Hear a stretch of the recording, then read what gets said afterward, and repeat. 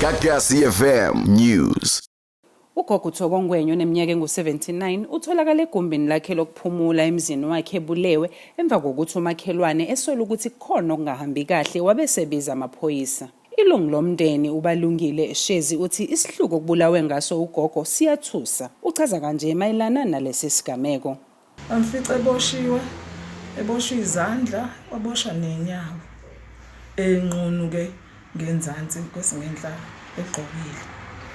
Kusho ukuthi-ke sabona ukuthi hayi kusho ukuthi bebezenzela ke nala endlini ke nje bapeqebula yonke into la ekamereni, bapeqebula ka upside down yonke into, bahliphiza ngisho impede bayibhekisa phezulu.